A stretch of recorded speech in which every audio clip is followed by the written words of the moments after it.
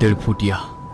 कहते हैं हर शहर में कुछ ऐसी कहानियां होती है जो सच भी होती है और झूठ भी, लेकिन डेढ़ फुटिया जो सिर्फ कहानी नहीं है। कुछ लोग उसे जिन्न का बच्चा कहते हैं, तो कुछ कहते हैं वो अधूरी आत्मा है, और कुछ लोग जो उसे देख चुके या तो जिंदा नहीं बची या फिर कभी पहले जैसा नहीं रहा।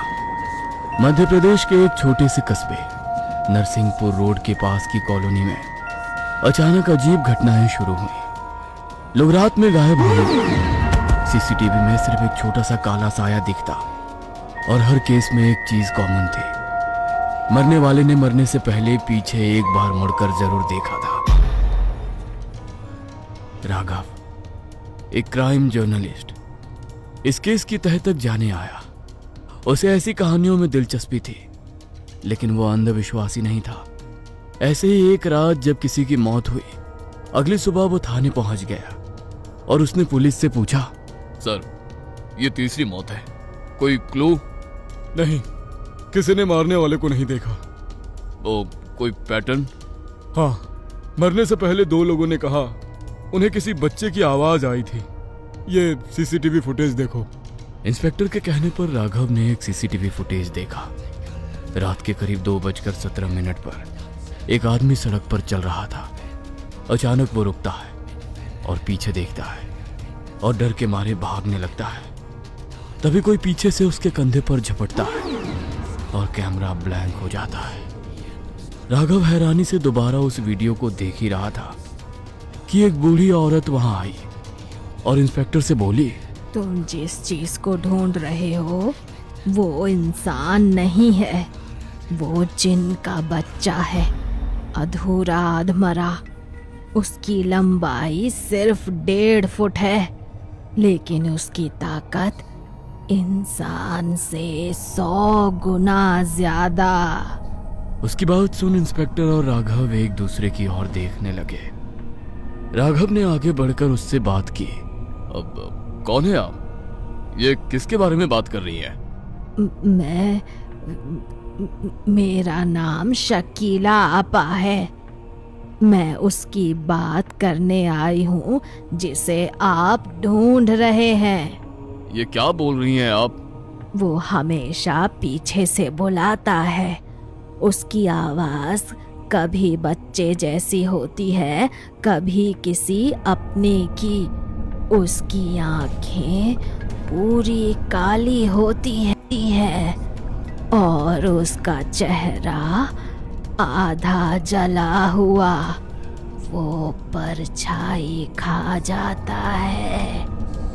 जिसकी परछाई वो खा ले, वो इंसान धीरे धीरे अंदर से खत्म हो जाता है।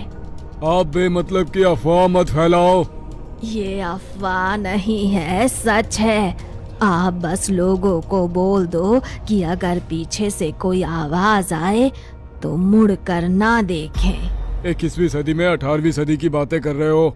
लोग हम पर हंसेंगे कि हम कातिल को नहीं ढूंढ पाए, तो अफवाह फैला रहे हैं।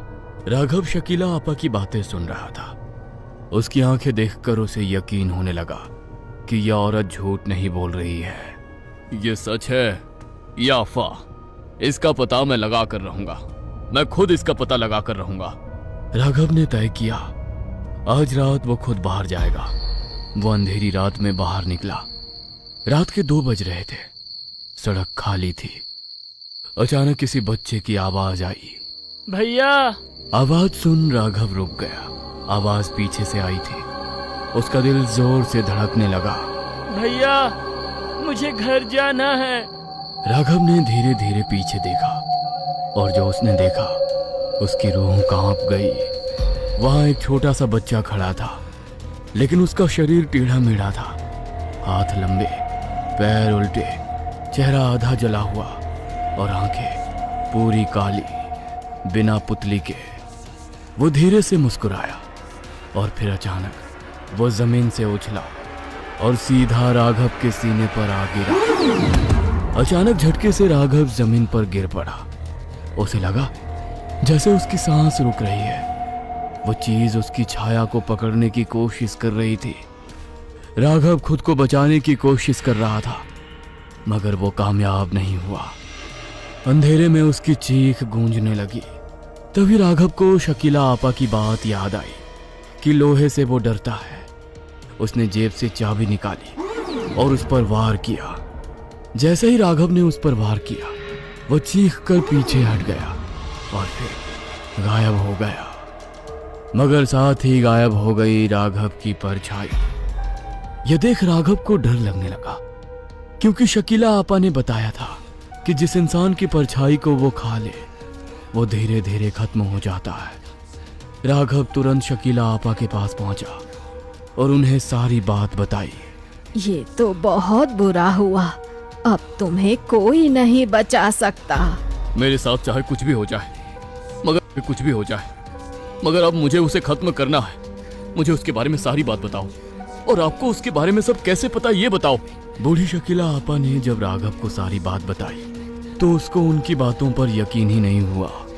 यहाँ एक रसूखदार व्यक्ति के कहने पर तांत्रिक ने इसे बुलाया है, ताकि लोग डरकर उस कॉलोनी को खाली कर दें और करोड़ों की जमीन बिल्डर को कोड़ियों के भाव में मिल जाए। और आज राघव को निशाना बनाना भी प्लान का ही हिस्सा था, ताकि न्यूज़पेपर के जरिए लोगों तक ये बात जल्दी से पहुंच जाए।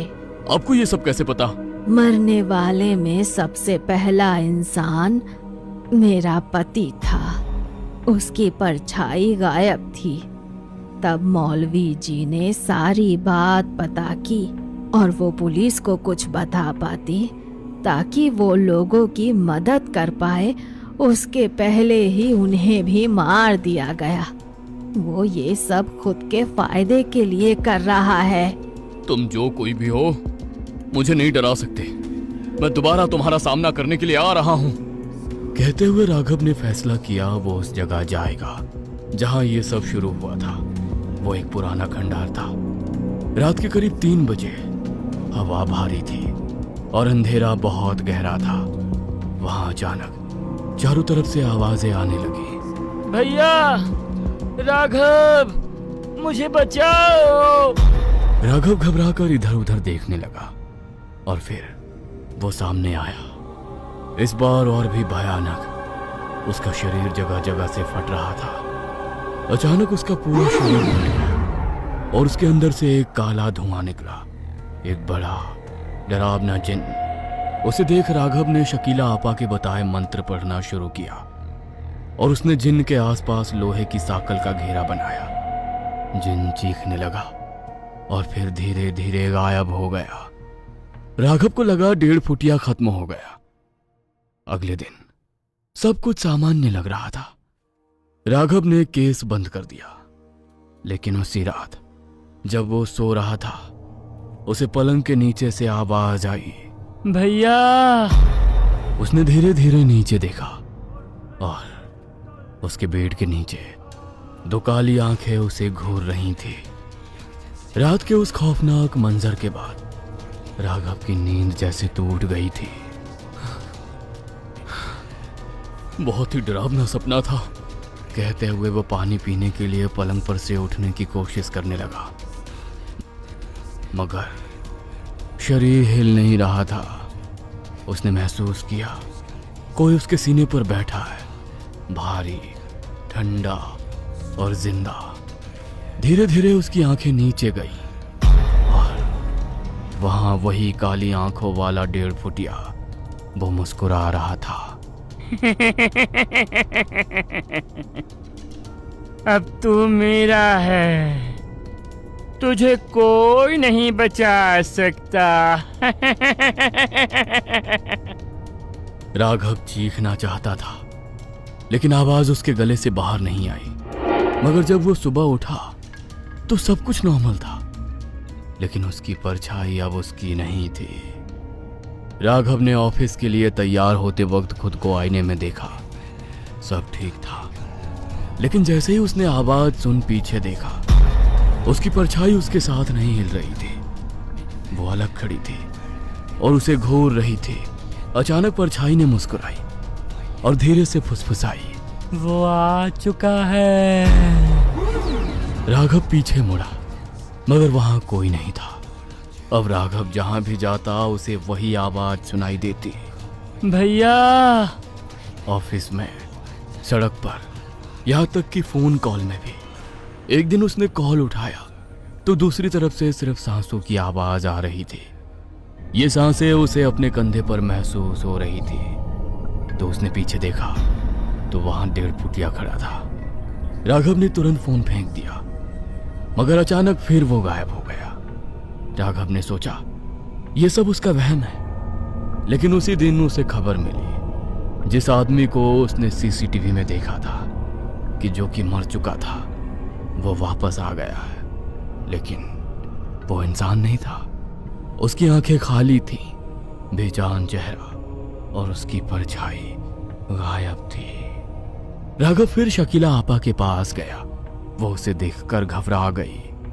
तू बच्चा नहीं है, वो अब तेरे अंदर आ चुका है। मतलब? 1.5 फुटिया सिर्फ शिकार नहीं करता, वो अपने लिए शरीर ढूंढता है और तू उसका अगला घर है। ये नहीं हो सकता। उस रात राघव को लगा जैसे उसका शरीर खुद चल रहा है। उसके हाथ टेढ़े मेढ़े हो गए थे। राघव के गले से निकलने वाली आवाज भारी, फटी हुई थी और उसके शरीर से किसी पुरानी कब्र की सड़न जैसी बदबू आ रही थी। भैया। राघव का हाथ अपने आप उठा और उसने आईने पर एक जोरदार मुक्का मारा। आईना चकनाचूर हो गया, लेकिन ताज्जुब की बात यह थी कि राघव के हाथ से खून नहीं निकला। टूटे हुए शीशों के टुकड़ों में उसे अपनी शक्ल नहीं बल्कि उस 1.5 फुटिया के चेहरे नजर आ रहे थे। ये देख राघव पागलों की तरह कमरे से बाहर भागा। सड़क पर सन्नाटा था, लेकिन उसे अपने पीछे सैकड़ों कदमों की आहट सुनाई दे रही थी। उसने एक स्ट्रीट लाइट के नीचे रुककर अपनी परछाई देखी। वो परछाई अब जमीन पर लेटी नहीं थी, बल्कि दीवार पर एक 3 साल के बच्चे की तरह सीधी खड़ी थी। परछाई ने अपना हाथ उठाया और राघव का गला घोटने का इशारा किया। अचानक राघव को सच में घुटन महसूस होने लगी। उसका दम फूलने लगा। तभी उसे शकीला आपा की एक और बात याद आई। जिन रूह नहीं, आग और धुएं की औलाद है, उसे बुझाने के लिए खुद को जलाना पड़ता है। राघव खुद को बचाने के लिए लड़खड़ाते हुए उसी तांत्रिक के ठिकाने की ओर बढ़ा जिसका जिक्र शकीला आपा ने किया था। शहर के बाहरी इलाके में स्थित एक पुरानी चमड़े की फैक्ट्री। वहां पहुंचते ही उसने देखा कि वो रसूखदार बिल्डर और वही तांत्रिक एक जलते हुए कुंड के पास बैठे थे। महाराज, बलि पूरी हुई। अब राघव का शरीर उस जिन का पक्का घर है। अब ये पत्रकार वही लिखेगा जो हम चाहेंगे और पूरी कॉलोनी डर के मारे खाली हो जाएगी। राघव, जिसके अंदर अब वो 1.5 फुटिया पूरी तरह हावी हो चुका था, एक झटके में उनकी ओर झपटा। उसकी रफ्तार किसी इंसान जैसी नहीं थी। उसने तांत्रिक का गला पकड़ लिया। तूने मुझे बुलाया, लेकिन तूने मुझे कैद करने की कोशिश की। अब मैं किसी का गुलाम नहीं हूँ। फैक्ट्री में चारों ओर आग लग गई।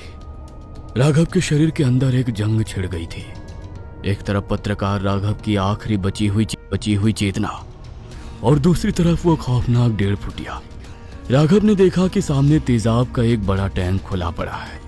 उसने अपनी पूरी इच्छा शक्ति बटोरी और चिल्लाया, यदि ये शरीर तुम्हारा घर है और यही तुम्हारा ठिकाना है, तो मैं इस ठिकाने को ही बर्बाद कर दूंगा। साथ में तुम भी खत्म हो जाओगे। बिल्डर और तांत्रिक की चीखों के बीच राघव ने उस जलते हुए कुंड से आग उठाई और खुद को आग लगा ली। जैसे ही आग की लपटें उसके जिस्म को छूने लगी, उसके अंदर से एक दिल दहला देने वाली चीख निकली।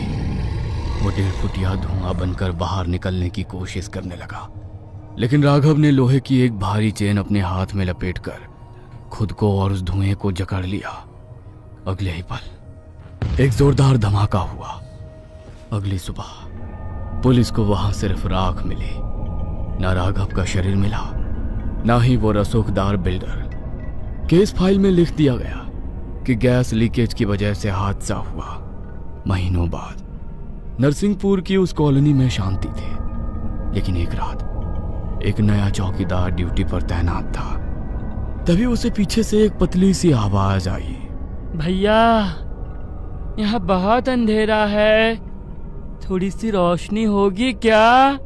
चौकीदार ने जैसे ही पीछे मुड़कर देखा, उसे सड़क पर कोई नहीं दिखा, लेकिन सीसीटीवी कैमरे की फुटेज में उस चौकीदार के पीछे एक 1.5 फुट की परछाई हाथ हिला रही थी।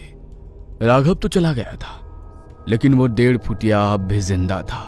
अपना तो उसका कोई ना ही मालिक था, ना ही कोई रहने का ठिकाना। वो पूरी तरह आजाद था। अब कहीं वो आपके पीछे से आवाज दे भैया, तो मुड़कर मत देखना।